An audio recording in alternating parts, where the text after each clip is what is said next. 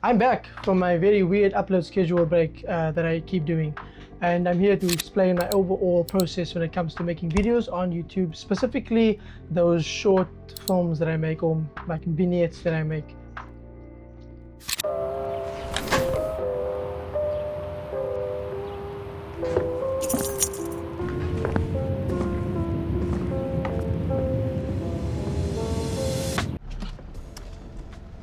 Hello everyone.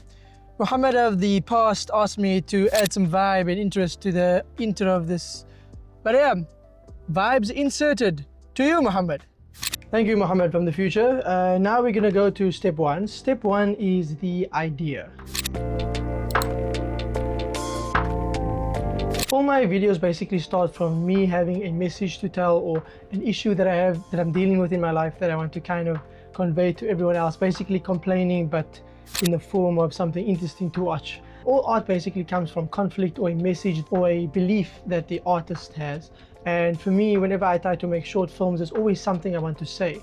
Unfortunately, I don't really have a lot of time to kind of create like long short films. So what I have to do is kind of find symbols, kind of find a way to constrict all this feeling of the specific issue that I have into a short form video, while also using this as an opportunity to improve my craft as a filmmaker. So usually it comes with something that happened in my life, or something that I'm feeling at the moment, and I write it down in the form of a line, or just a line of raw feeling, and then from there I translate it into different shots, different scenes, and why these scenes connect and all of that. And then it comes to the second element that I want to talk about, which is semiotics. Semiotics is basically the study of signs and symbols and how they are used to create meaning. And what I do in a lot of my videos is I have the raw line, or the raw lines of feeling and idea and, I don't know, message that I have. And then I translate that into what can I use in the frame to kind of convey this message? What shots can I juxtapose with each other, or what shots can I have after each other that kind of convey altogether a message in a very short amount of time? Because like I said, I don't have the time to craft a 20-minute, 10-minute film. If I want to create consistently and get my message out there without waiting too long, I have to constrict everything into a very short amount of time, as you can see here.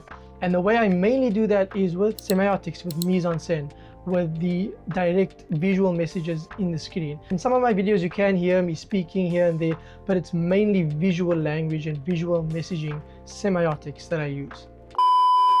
Guys, I'm here to have fun. I'm not going to complain. I've decided to hike to a secluded spot so I can talk and take photos. There's stairs all the way up here. This is my car right there. It just keeps going. It just keeps. But look at the view though.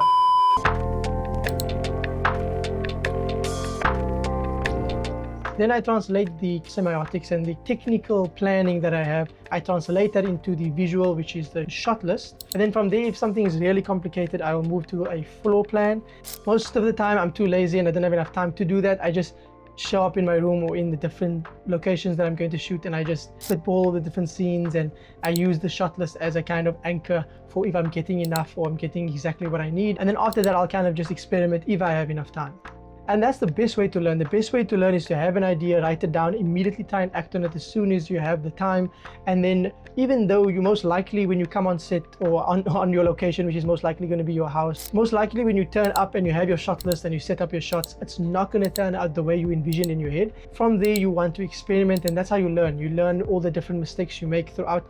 And definitely in the first few ideas that you have, the end result's not going to be what you had in the beginning. Even though I'm saying you have to experiment and you have to learn, you most likely aren't going to get the exact outcome from the get-go.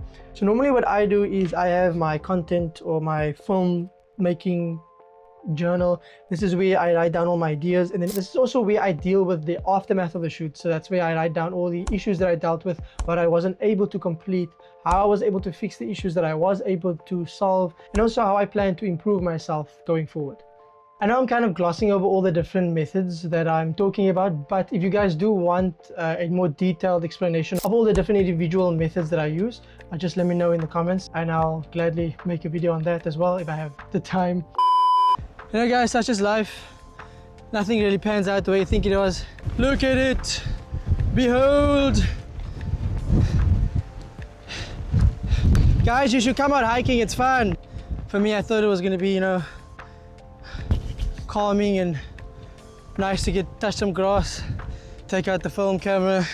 Guys, I'm getting an earache from this wind, so we might actually have to cut this vibe section short, guys. Also, I'm not on a wide lens, so I'm holding this out as far as I can. But the view, wow.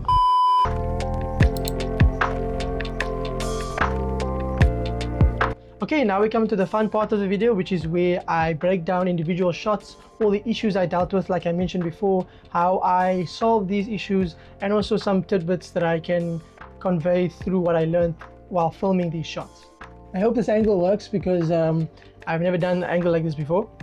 I mean, I did it for a tutorial once, but it wasn't really important. It was just a funny thing. Can you guys see what I'm drawing here? Very cool. I'm assuming you guys are saying yes. This shot is very simple. As you can see, it's just a round circle. It might look a bit like a lot of VFX was involved. Maybe I shot myself on a green screen and I added that light, and maybe all of this is kind of post-production.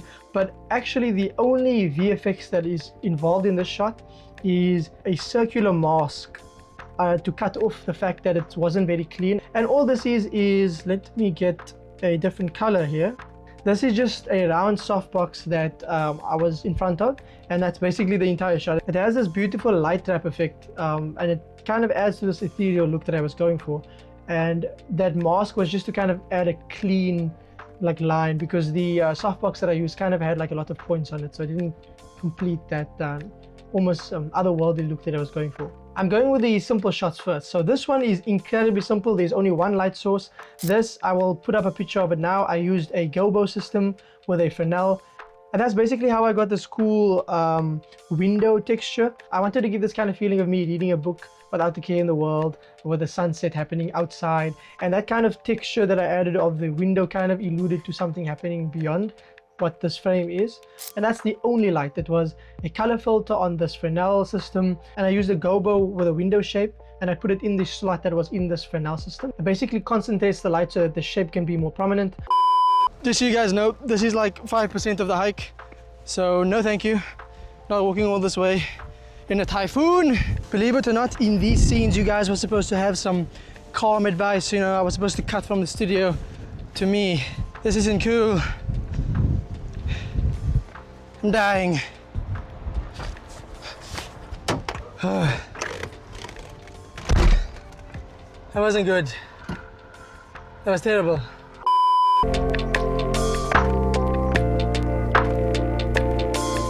Okay, this shot is quite interesting. You might recognize this kind of composition from a previous tutorial, but this one is way more complicated, and I'll explain why. So before, as you can see with this laptop shot, I opened a blank Microsoft project, and the reason why is because that white square that makes up the empty page kind of adds light to my face.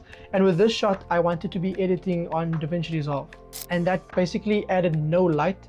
So this nice light that you see here, that wasn't there. I had to figure out a way, and as you can see, there's a wall in front of me, so there's no way of adding light on the opposite end. So how did I get the light on my face so strongly? Obviously this practical here is kind of to elude that light's coming from there, and also it's also a nice way of adding depth to the scene, like I mentioned before in my other tutorial. So the way I got this light was I had a reflector hung here just out of shot, and then basically what I did was I shone a light out of shot here towards that reflector, and that reflector bounced light on my face, and that's how it works. So a good way to kind of get lighting into places that seem impossible is to use reflectors and to bounce light from places where it is possible to fit a light onto your subject, because remember, reflectors are quite thin, as you can see here. You can stick them on walls using tape. If you can, what I did was I used a C-stand, and that basically allows you to shine a light directly onto your reflector and it bounces back into your subject's face, and that's how you get light into kind of impossible or smaller spaces. That's the issue I had to deal with, and that's how I dealt with it. As you can see, this light is quite strong. It's not only lighting up my face, but it's also lighting up my jacket. For me, it was very important that you saw the red color of the jacket. It popped nice, and that's also what influenced me having a strong silver reflector bounce light onto me as a subject. Now this place looks promising, except for that random shirt there that's very suspect. Also, I'm the only person parked here, so very safe. Lesson number 1, bring water, man. I bought nothing. I'm dying here. But look at this view. Welcome to Duppets, guys. This is my beach. I'm alone here. There are currently people watching me film. That's very cool.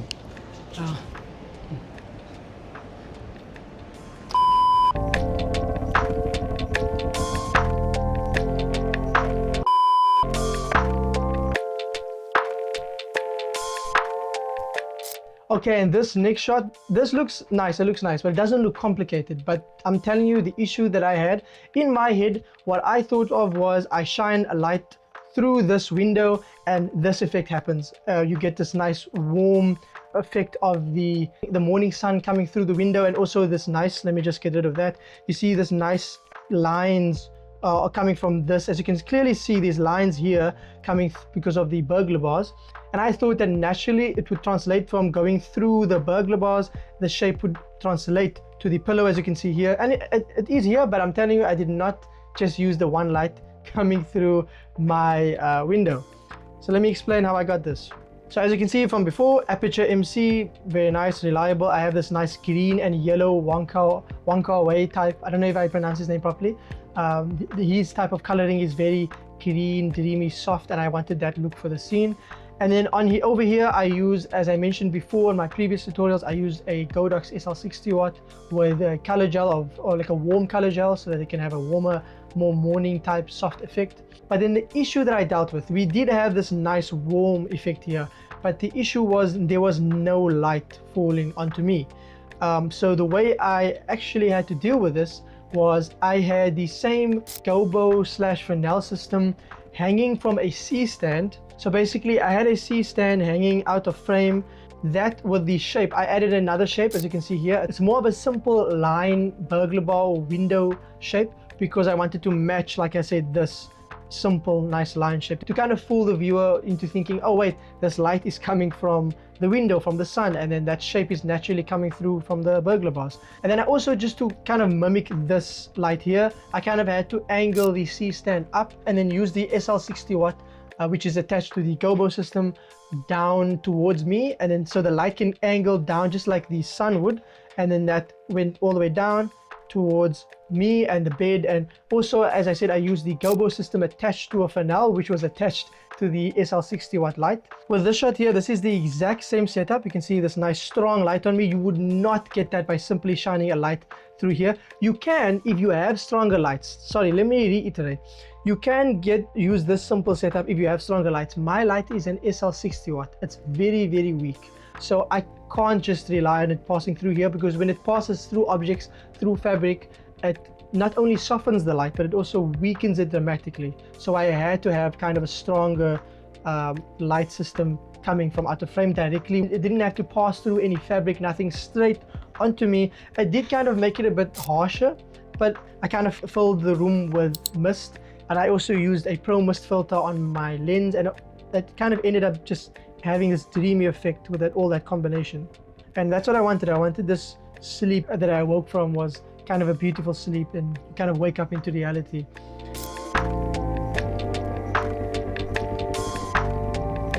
And now we come to this one I was very happy with. I kind of had this in my head, and it almost exactly turned out how I wanted it to. I kind of wanted the rays from this system here to be a bit more pronounced, but it wasn't, and I didn't really have the time to kind of work that out. But overall, I was really happy. Let me just get rid of this. So how did I get this shot? This shot obviously filled the room with mist, and the blue light and the rays that is coming from behind me is coming from a projector. That is the blue light, and the rays that are coming consequently from that. That is a projector playing some random video that I wanted. I searched like ocean montage or something, and I played that after filling the room with mist. And then this beautiful band of light. I wanted this red band only on my eyes. And the way I did that was yet again using my gobo/Fresnel system on my light. And I used this slit, as you can see here, this slit gobo card. I used that to get this light. And obviously I used a color filter, a red color filter, to get the look that I wanted. Okay, for the last shot of the day, I got this idea from a shot from Panic Room with David Fincher. As you can see here, it's a beautiful, beautiful, almost painterly shot. So the issues I dealt with was the angle itself. It was way more complicated than I thought. The angle, the low down angle up to my hands. Also the lighting, highlighting the drink in the glass. For me, it is important to draw the viewer's eye to two things, to the drink and to the hand. For me, you need to connect it to it with a symbolic meaning. So the way I did that was, like I said, I used David Fincher as an example because that shot, it was exactly what I wanted. The only difference is I highlighted the drink way more and I highlighted the fingers a bit more as well. So for me, I had the MC hidden behind this drink. So let me draw where the MC was. The MC was here. And the reason it's blocked here is because I added like an object in front of the MC so that we only get this nice bit here highlighted. I didn't want the whole thing highlighted. I felt like it would take too much of the image, and I wanted to also draw the viewer's eye to this highlights here of my hand to kind of connect the two. And I kind of boosted the drink on books instead of having it on the floor, because having it on the floor, obviously, how are you going to get that low angle unless you cut a hole in the floor for your camera? And then with the camera, I kind of had it just on the floor and I just propped it up by I think I added a book under the lens so it can slightly angle up. And that's basically what I did. Okay, so that location didn't work. First there was no wind and no people. And then there was a few people and a little wind. And then there was a lot of people and a lot of wind. So very cool. Yeah, and so ends the day. As you can see, sun is going away. I hope you guys enjoyed this video. I learned a lot of stuff today. A lot of stuff. Number one, don't touch grass. Not a good idea. To Muhammad for the outro in the studio.